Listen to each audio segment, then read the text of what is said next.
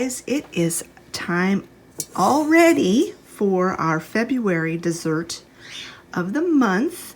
I got such good feedback from the January video that I think this is going to be a really fun series, and hopefully I can keep it up through the whole year. But anyway, for February, as we all know, the big holiday in February is Valentine's Day. And when you think of Valentine's Day, the first thing you think of is chocolate. So I was thinking, okay, what can I do with chocolate? Well, Travis's birthday is also in February, just a few days after Valentine's Day, in fact.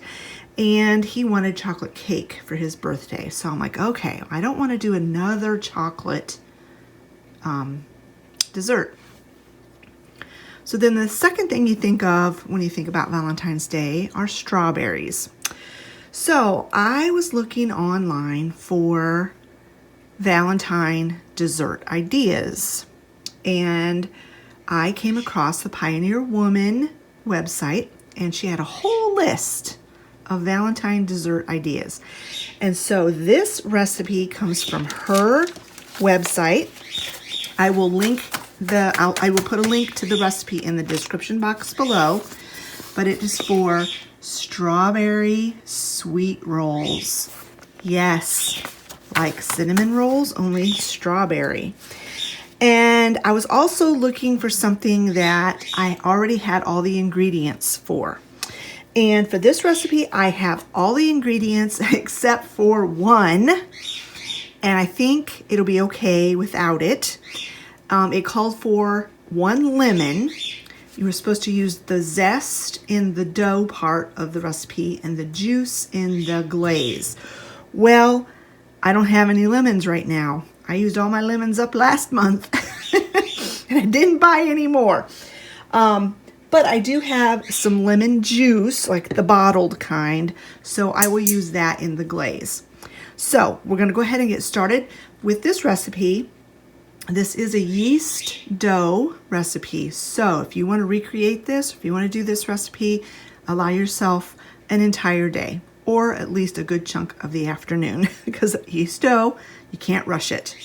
So the first step in this recipe is you're supposed to take 2 cups of milk, and I'm going to be doing this a little bit differently than what the recipe said. It said to put the milk, the sugar, and the oil in a saucepan and bring it to a simmer, and then let it cool down to 110 degrees before you add the yeast. Well, the reason why you do that is with any yeast dough, an enriched dough that has milk and eggs and such in it, you have to scald the milk first and then let it come back down to a warm temperature, like 110 degrees. Because if you don't scald it first, the protein in the milk will interact with the yeast, and it will cause your yeast to become really dense, and it won't rise properly, and you won't have a light, fluffy dough. Like, you don't want a flat, chewy cinnamon roll. You want a light, fluffy cinnamon roll. Well, since I have to do dairy-free, this is going to be a dairy-free recipe. I'm substituting all the dairy products for non-dairy products. I'm using almond milk. And in the case of anything that's non-dairy, any kind of non-dairy milk, you don't have to do that step. You don't have to scald it first. It does not have that same protein enzyme in it that regular, dairy milk has. But I did put my milk in this measuring cup, and I microwaved it for a couple of minutes, stirring it and checking the temperature with a thermometer till it was up to 110 degrees, because you want it nice and warm for the yeast. The yeast loves a warm environment. Not hot, not cold, but warm. So to this, I'm going to add the sugar, which is half a cup of sugar, and then the oil, which this is olive oil, and it's half a cup. I'm just going to mix them right into this measuring cup. And I'm just going to mix it till I can tell that the sugar is dissolved. There we go. That didn't take very long. I can kind of tell by the feel of things that sugar's dissolved. It's just like putting it in a warm cup of coffee. It dissolves pretty quick. So then to this mixture, I'm going to add the yeast. It calls for 1 packet of active dry yeast. I buy my yeast in bulk, and a packet of yeast is about 2.5 to 3 teaspoons. So I just keep a teaspoon in my yeast, and I'm going to go ahead and just sprinkle 3 teaspoons of yeast over the top. And then you just allow this to sit until the yeast starts to activate. That's about 5 minutes or so. So I'll bring you back when this is bubbly and ready to go, and we'll do the next step. All right, see, look at it, what it's doing. It's been a little over 5 minutes, and it is really getting active. So that's when you know you've got good yeast. And so it's time to move on to the next step of this process. In this mixer here, I've got 4 cups of all-purpose flour. And we're just going to add the yeast mixture to the flour. And you're going to mix it with your mixer and just until it is combined. Now this is the point where you would have the lemon zest. It calls for a tablespoon of lemon zest. I'm just going to omit that because I don't have it.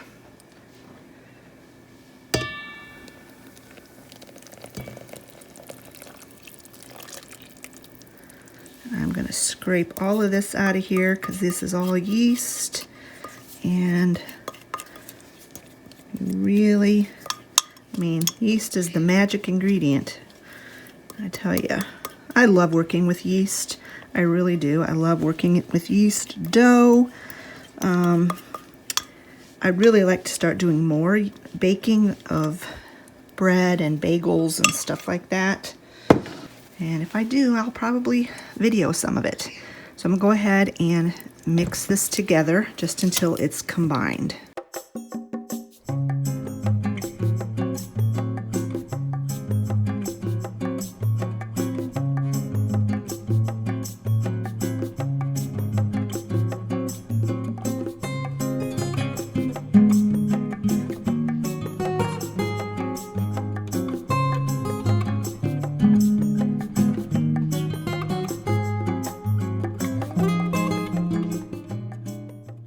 Didn't take long at all, just a few seconds.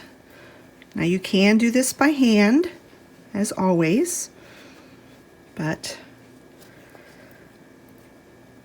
I'm going to use my machine when I can. And then I'm going to scrape down the sides real good and just make sure everything is nice and combined. With these KitchenAid mixers, sometimes down in the very, very bottom, flour will settle down there and it won't get mixed in. So you always want to just kind of check and make sure. And it looks good. It looks like it's all mixed in. So then what you do is you cover this with plastic wrap or a clean kitchen towel or something like that, and you put it in a warm place for an hour to let it rise. I will be putting this in my oven that's off because I have a gas oven. There's a pilot light, and that is the perfect place to raise yeast dough. And I'm going to use some of my press and seal to cover this so it doesn't get dried out. I like press and seal because if it happened to rise clear to the top, it won't stick to it. All right, I'm going to place this in my unlit oven with just the pilot light on, and I will bring you back in an hour when we do the next step. All right, it has been an hour, and that has really puffed up. Amazing. So the next step is you take a small bowl, and in this small bowl, you're going to whisk together. I can't find my whisk, so I'm going to have to use this. I don't know what happened to it. Oh, well. In this little bowl, you're going to whisk together another half a cup of flour, all-purpose flour. So this is where the recipe got a little bit weird. It said a heaping 1.5 teaspoon of salt, whatever that means. And then it also said a heaping half teaspoon of baking powder, which I just went a little, little extra. And then a scant half teaspoon of baking soda. So, I don't know. I just did the best I could with those kind of strange measurements. So you just whisk these ingredients together. I wish I knew what happened to my whisk. Usually I unload the dishwasher in the mornings because when Travis, because he's the guy, his chore around the house, one of his chores is to do the dishes. And when he would unload the dishwasher, I could never find anything because he just, he never puts things back where they belong. And I don't know what happened to my whisk. He must have put dishes away the other day, and I don't know. I'll discover it. So anyway, I'm going to put this back on the mixer here. But that is really puffy. I've never made a dough like this before, so this is different. And I'm going to stir the flour mixture into the dough until thoroughly combined. I think I'm just going to put like half of it in at a time.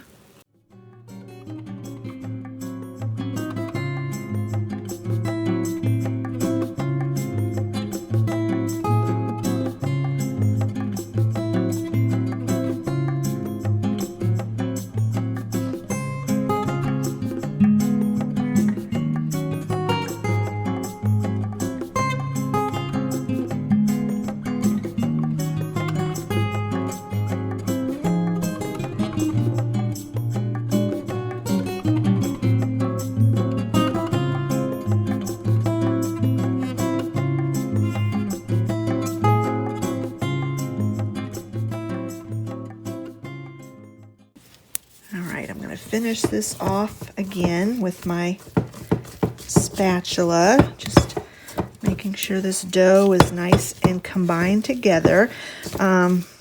This is definitely a sticky dough, but it appears everything's nicely combined. All right, so now then this is the other part of this that's a little different.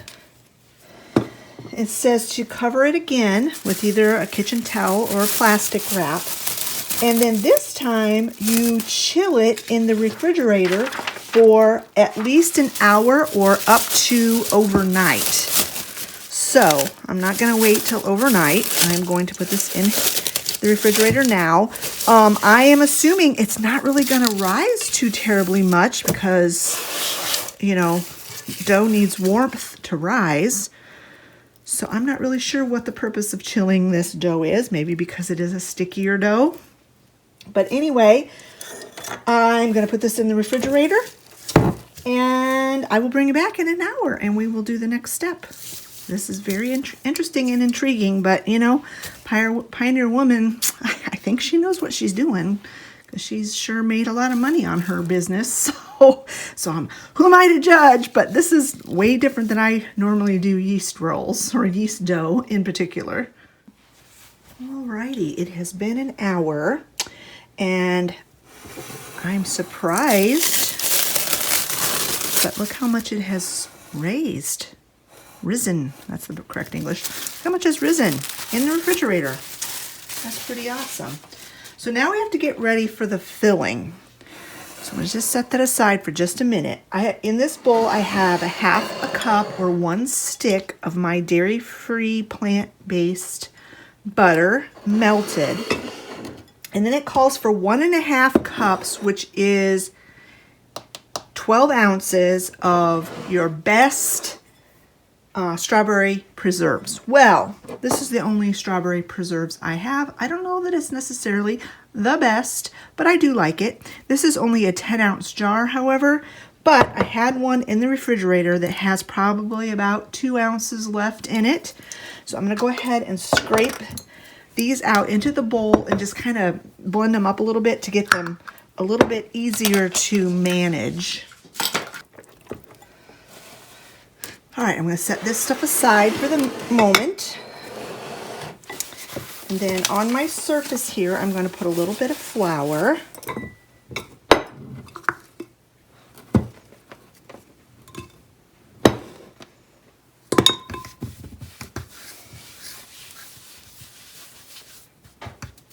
And then I'm going to turn my dough out. Let me situate the camera so you can actually see what I'm doing. So I'm going to turn the dough out onto this floured surface. Yes, it's definitely sticky. I have found, though, that sticky dough makes a nice end product. When I make my yeast rolls for Thanksgiving, I tend to leave the dough a little bit on the stickier side. So then it says to roll it out with a rolling pin, but I just like to use my hands.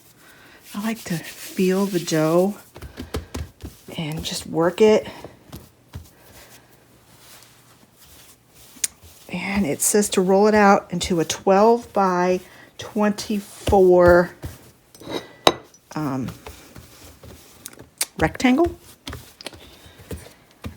So I'm going to work on this just with my hands, and I don't know if I'm going to get as precise with the measurements. I'll probably just roll it out however I roll it for my regular cinnamon rolls that I make for Christmas. So also while I'm doing this, I have got the oven preheating to 375 degrees. So we gotta let that oven warm up real good. All right, I think I will measure this just to see kind of where I'm at.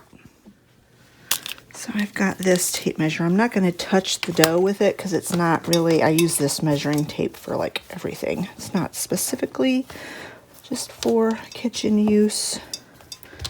I just want to get a basic idea of where we're at here.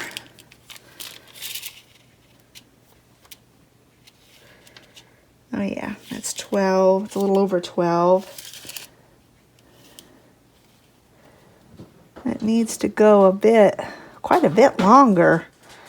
I don't think I'm going to go quite as long as they're saying, but let's go ahead and scoot this a little longer. I'm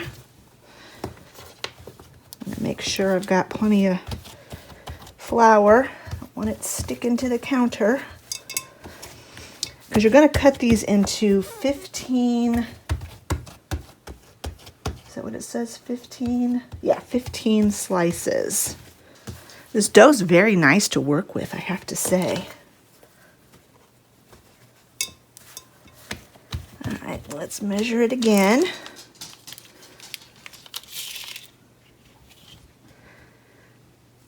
Yeah, 12 by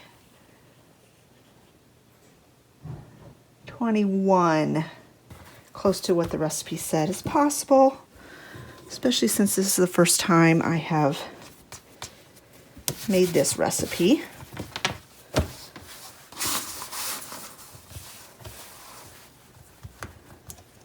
It did say it would be kind of thin, but you know what? I think it's a couple inches shy, but I think that's as far as I really want to go with this.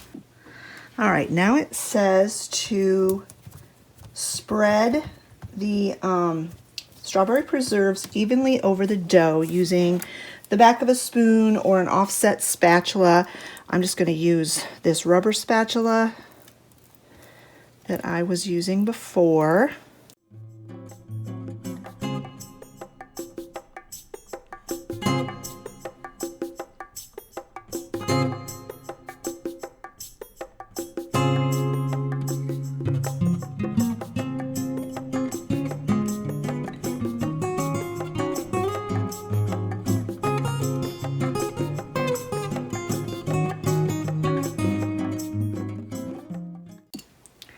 right, then it says to drizzle the butter over the preserves.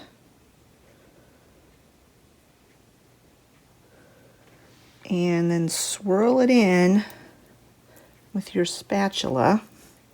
And it says, don't worry if it gets messy. That makes it even better, it says.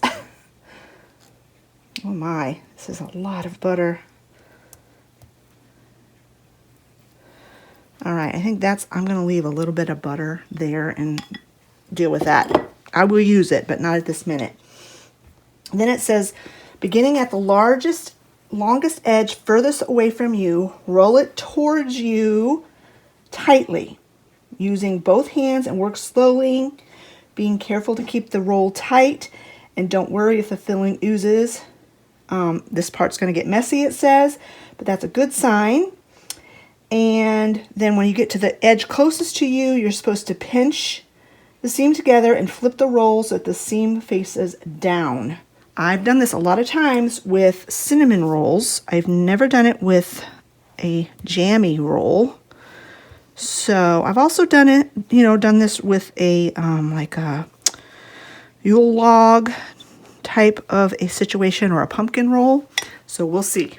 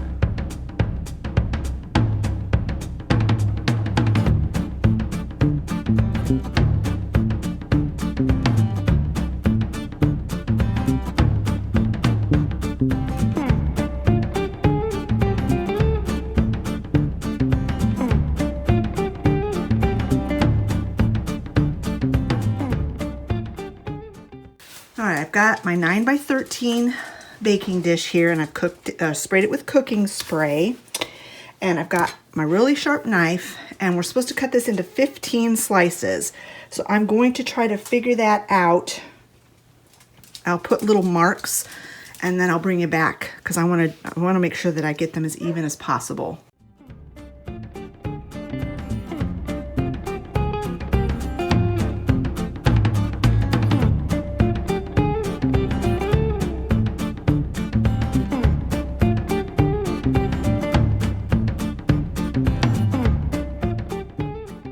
Right, that was definitely messy, but it says in the instructions that any of this filling that gets oozed out can be spooned up and put into the spaces between the rolls in the pan.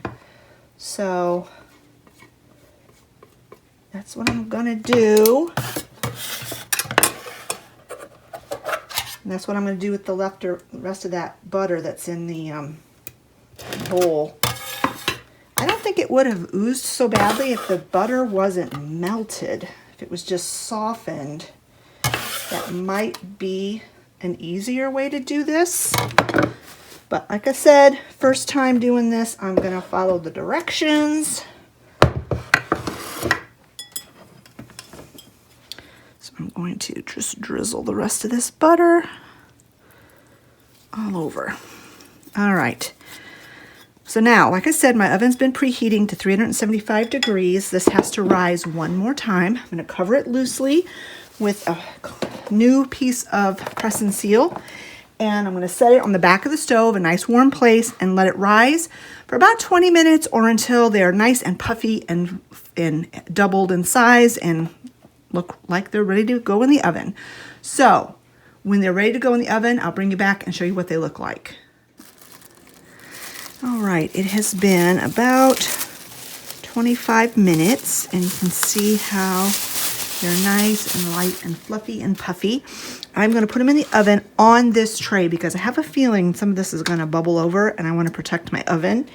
And we bake this for 24 to 28 minutes until it is nice and golden brown. So I'm going to get this in the oven, and then while this is baking, we're going to work on the glaze. So let me get this in the oven, let me get my glaze ingredients all gathered up, and we'll get that going. So the glaze calls for 1 pound of powdered sugar. So this is a 2-pound bag. So I think what I'm going to do is I'm just going to eyeball it, and I'm going to put about half the package, and you're supposed to sift it. So that's probably about 1/4 of the bag. Oops. It says to sift it through a fine mesh strainer.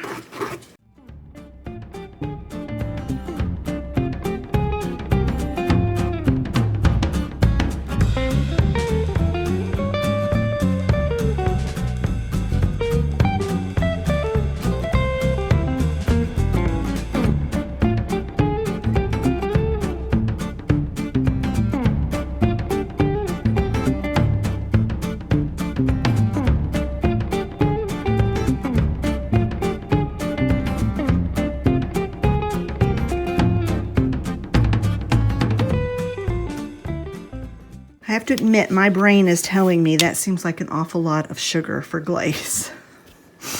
But I'm doing it according to the directions. I would probably do half this amount ordinarily. But anyway, so now it also calls for 1/4 of a cup of finely crushed freeze-dried strawberries. And I have these freeze-dried strawberries from Thrive Life. Have not opened them yet.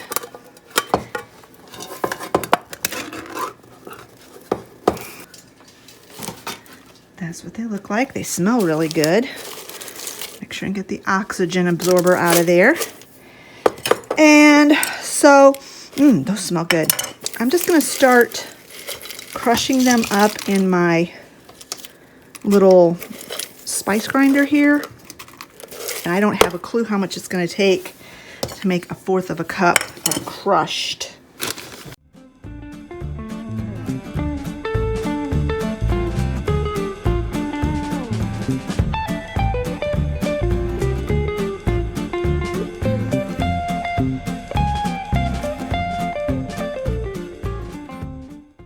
All right, there we go. It's not completely full, but it's really close enough. And it's quite messy. It's quite messy doing that. And I think this ground up a little bit finer than in my spice thing, finer than probably what they were wanting. So I'm going to err on the side of caution and go a little bit shy on that. All right, to this powdered sugar, you're going to add the crushed up strawberries. I found my whisk. Yes, Travis put it away in the wrong spot. It's okay. So you're going to whisk this together. So it's nice and combined. It's become a very pretty pink color. And then to this, you're going to add 1/2 cup of heavy cream. I don't have heavy cream. I do have my Ripple dairy-free 1/2 and 1/2.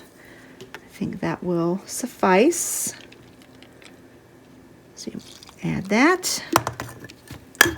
And plus, it said to keep it on hand in case you need to thin it more. So we've got that. And then we've got 1 1/2 teaspoons of vanilla paste. I don't have vanilla paste, I have vanilla extract. So I checked online and it said it's a 1-to-1 ratio. So I'm gonna put 1 1/2 teaspoons of vanilla extract in. And then this is where the lemon comes in, which I did not have. I do have this lemon juice. It calls for 2 tablespoons. So this is a 1 tablespoon. Boy, that really squirts out of there.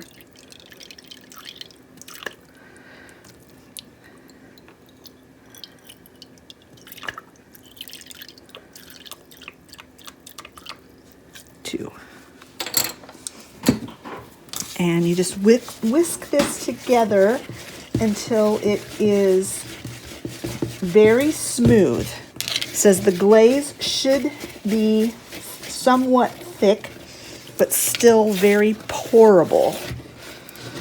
So this looks to me like it's going to need a little bit more, half and half.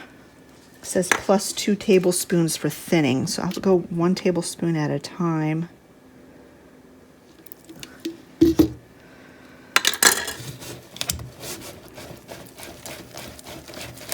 Ooh, slopping it everywhere. Okay. This looks pretty good, but I'll probably have to thin it some more when the cinnamon rolls come out of the oven, because you pour this on the cinnamon rolls right piping hot out of the oven. So I will probably add a little bit more of the ripple to it. We've got about 10 more minutes on the timer, so I'll bring you back when the cinnamon rolls are out of the oven and we're ready to pour the glaze on. All right, I just checked the rolls and they have a couple more minutes, I think. So I'm going to go ahead and thin this glaze down just a little bit more in preparation for the rolls. Now, I checked them at about 28 minutes and they were getting very brown, but the roll right in the very center just seemed like it was kind of not done yet.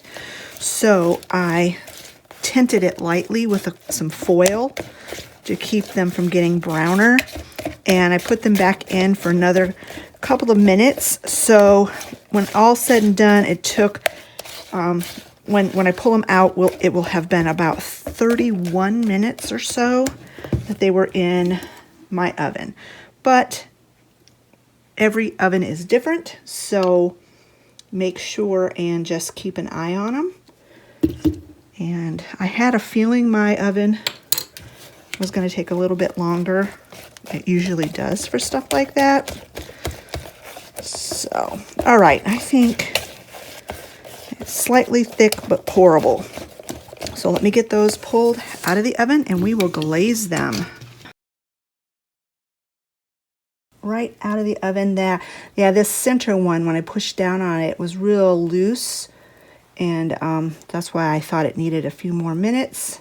Now they all look and feel fantastic. So now, immediately begin pouring the glaze over the top in a slow, steady stream, making sure to get around the edges of the pan. I should probably put this whole cooling rack and all on this sheet pan, so if it drizzles over, it won't make a mess all over my counter.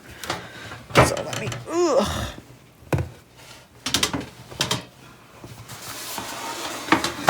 there we go. It says to pour slowly, allowing the glaze to soak in. I said if you pour too fast, it's liable to slop over the side. I think this is about the perfect consistency. Looks nice and pretty, doesn't it, with the strawberry flakes in there?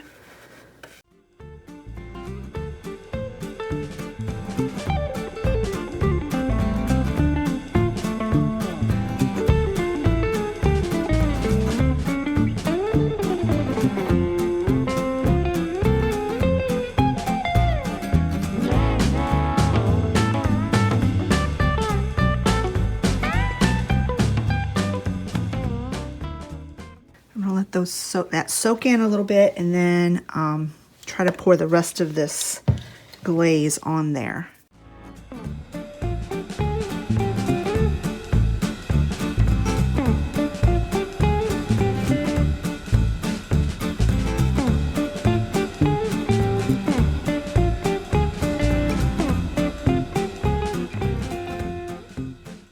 All right, in my opinion, I think that is enough glaze. There's still a little bit left in here. I will put this in a separate container put it in the refrigerator, and I'm sure we will use it for something else. It could be used on pancakes or French toast or whatever. So, but yeah, I don't think I need any more glaze on this. It says that the glaze will set as the sweet rolls cool. And it also says they only get better with time, but it's impossible to stay out of them. But I am going to stay out of them until supper time. I'm not going to wait till tomorrow, but I will wait till supper time, and we will give these a try. I have a feeling that one in the middle is going to be super ooey gooey because all of the glaze is going towards the middle. All right, that's enough messing with that. It is dripping over the sides a bit. I'll bring you back tonight when it is time to cut these and give them a try. You don't really have to cut them, I don't think. You just have to scoop them out. And the whole family will love these, I'm sure.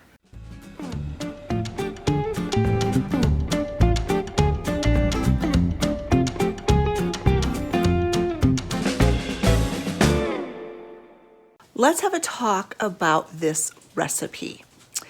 I have quite a lot to say, so I thought I would turn the camera around and talk to you face to face rather than how I usually end my cooking videos. Let's talk about the method of making these sweet rolls. This was a completely new way of making yeast dough. I had never made it that way before. It was very interesting.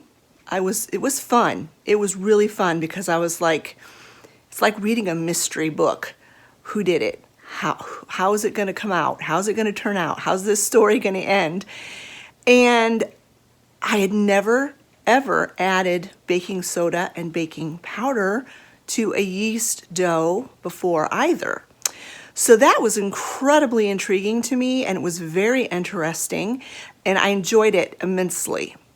If you decide to recreate this recipe or make this recipe, make sure you give yourself a lot of time. It was not hard. This recipe was not hard. There were a lot of steps, and there was a lot of waiting. The dough had to rise altogether 2.5 hours approximately, baked in the oven another half an hour approximately, and then the time of like assembling everything, give yourself another hour for that. So you're talking a good 3 to 4 hours to make this recipe, and you don't want to be rushed. You don't want to feel like, oh, I got to hurry up because I have an appointment I have to go to. So pick a day where you're going to just be home and you don't have anything else to do, and that way you can enjoy the process of making these sweet rolls.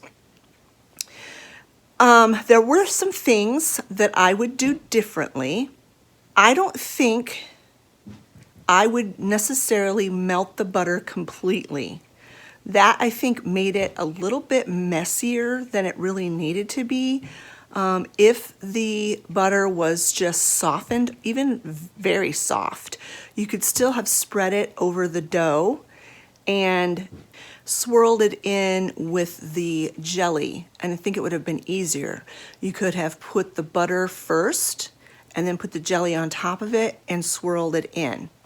Another tip, make sure you choose a really, really good strawberry preserve.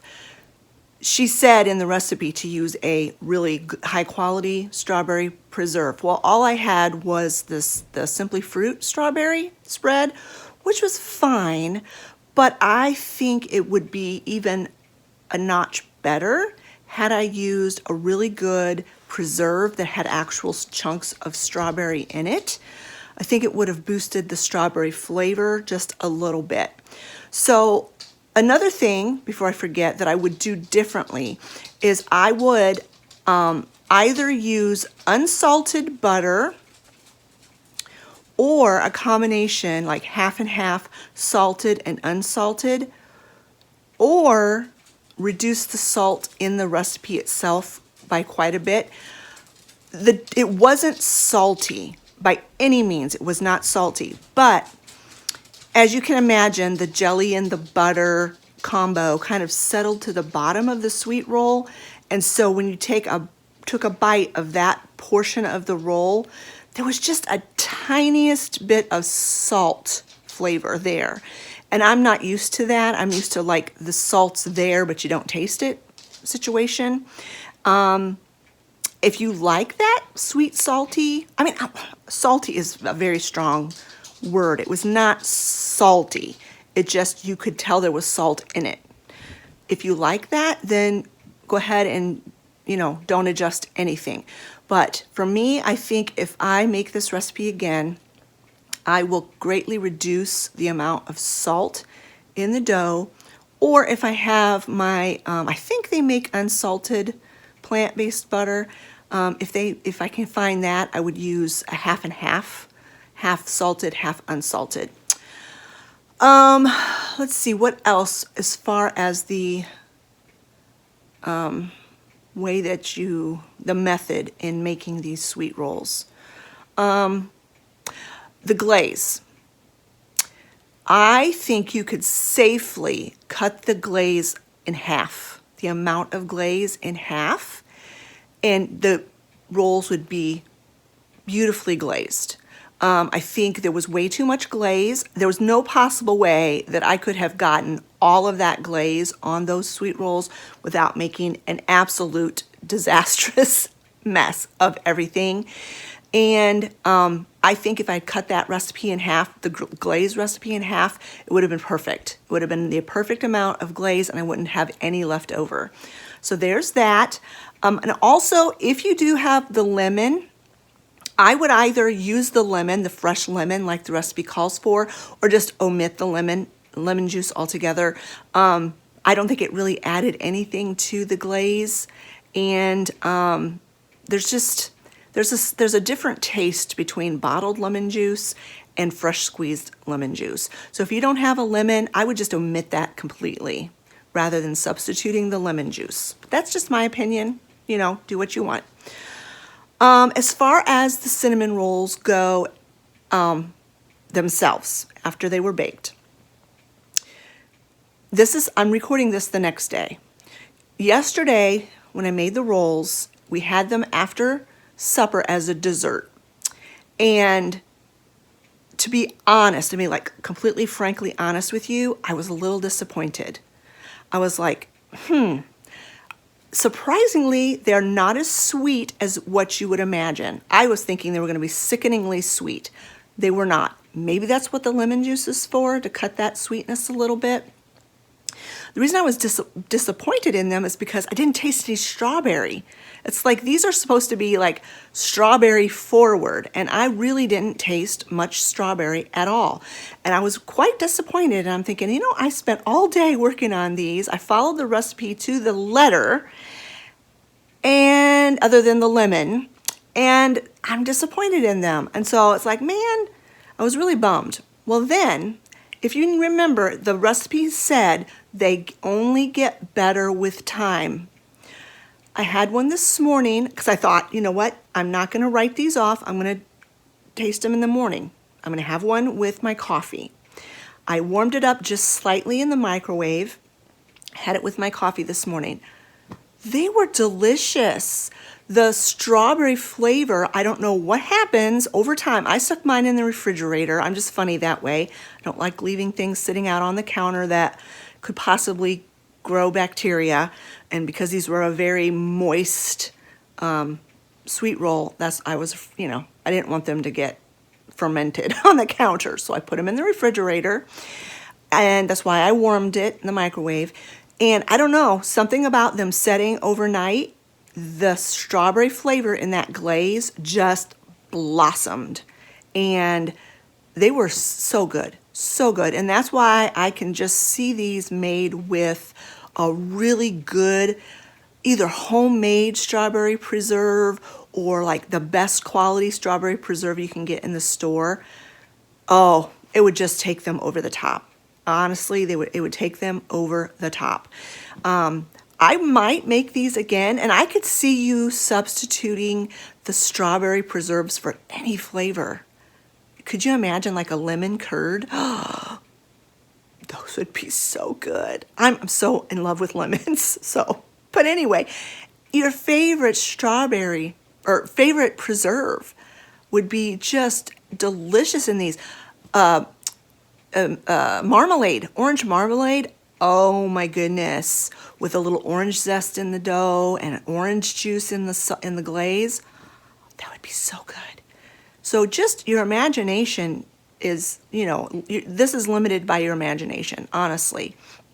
The sweet dough roll itself, the dough, is so versatile. And it was very easy to work with. I was really thinking, because it was quite sticky, when I pulled it out of the bowl to roll it out. And I'm thinking, oh, this is going to be a nightmare. It was not. It was so easy to work with. And I love working with yeast dough, and I have done a lot of yeast dough in my life. And this was one of the easiest yeast doughs that I've ever worked with.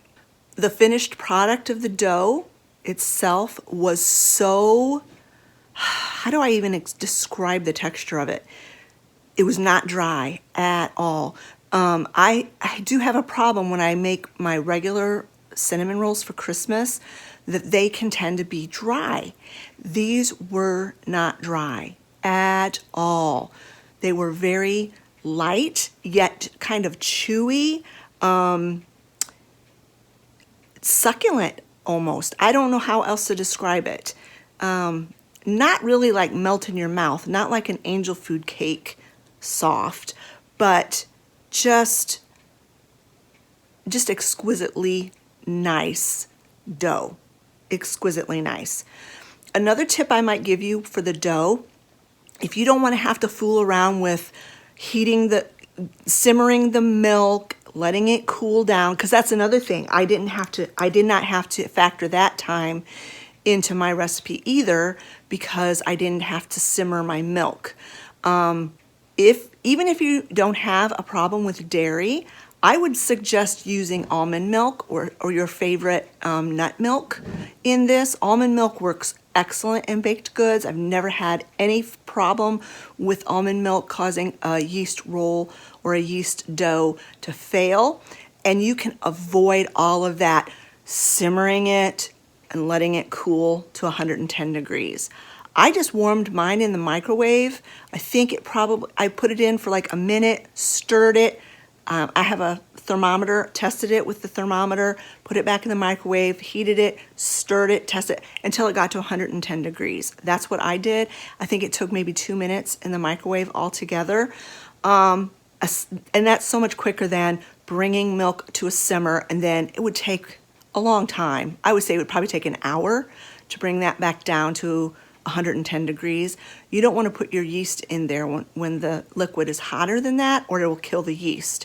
So there's no way to rush or hurry that part of the recipe except by using something other than dairy milk.